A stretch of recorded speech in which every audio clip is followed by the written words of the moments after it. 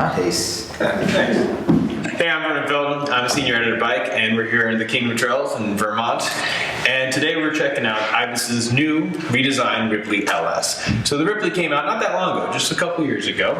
It's their new sprightly 29er, but what they wanted to do this time around is make it more capable.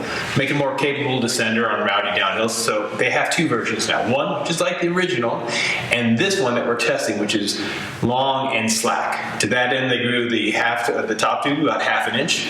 They dropped the bottom bracket about a quarter inch.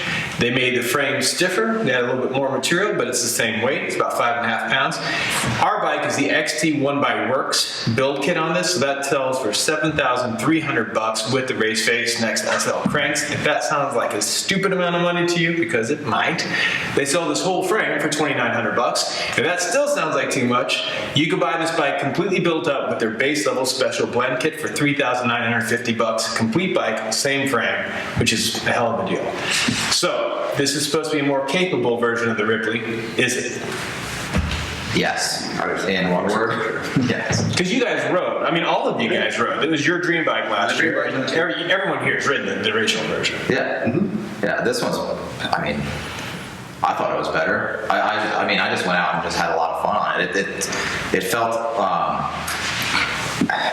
it just ducked and weaved so easily and fast. I found myself ducking into corners and like popping out and like manualing out of them into the next one, which like you kind of need a special bike, I feel like. Well, I do in order to do that because I don't usually do that kind of thing. So it felt nimble, but did it feel more capable? Well, here's where I kind of could just take everything I ever would think I could read on a spec sheet that would talk about geometry of a bike and just tear it out and throw it out. This is a longer, slacker Ripley than what came before. On paper, it's longer and slacker than some of the other 29 trail bikes we had here last year. And the bike was fast, light. To me, it felt almost like a giant BMX bike. It felt to me like it was really short and really tight and incredibly flickable. You don't usually think of this sort of travel on big wheels as flickable. And this bike, you could just throw it around to wherever you wanted it to, and it would just go for it. It was a very assertive bike. It was super responsive. Like just everywhere you pointed it, it just went. I was kind of amazed at some of the tighter switchbacks and going into them with some speed and just nip right through them. It was pretty crazy.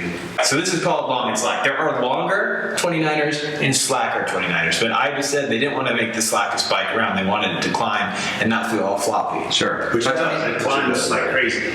Yeah. It is. And we do have the 140 fork on it, which just they say, you know, it's compatible with 120 to 140. It's a 120 rear end. So I mean, it's a pretty versatile bike in that way. I think that it pedals well enough that you could do like a super light kind of XC build on it if you like want to go race a couple races, but you want more of a trail bike on every other day.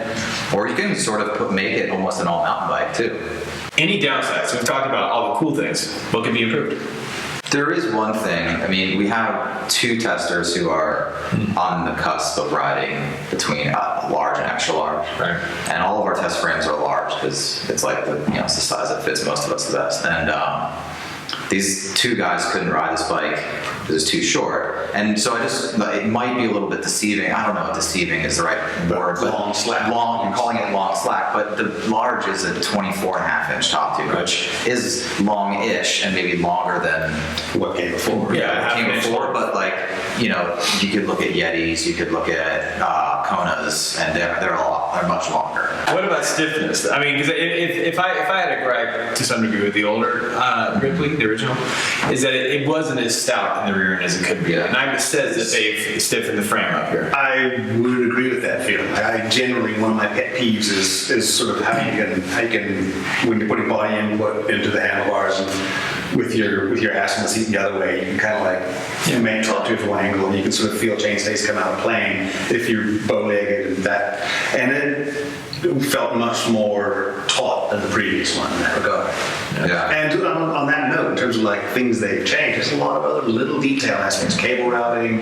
Yeah, the cable routing in the past was really pretty bad. It looked cool, but in reality it didn't work. Well, what were the issues you had? So, previous generation, the shifter cables came right in at the head tube and then routed in generally through the frame. I think I noted that on my dream bike one. It was really tough to keep it quiet. There would always be like little cable noises rattling around inside, and people who were setting them up were like, yeah, you have to kind of like zip tie them together inside, and then we've got these little things to stop things from rubbing on your steer tube. And Because it was like rubbing steer tubes, rubbing little notches in steer tubes. And they've addressed all of that. Yeah. And last bike too, the previous generation, I chased creaks around a fair bit in parts of the suspension. This bike has been quiet, and it feels much more cleanly executed and together. All right, well, that's that for this bike. We're going to finish up this game of pool, balls versus beards. And if you want to know more about the Ibis Ripley LS, you can go and check out our Bible bike test issue, or you can go to bikemag.com for more bike test videos.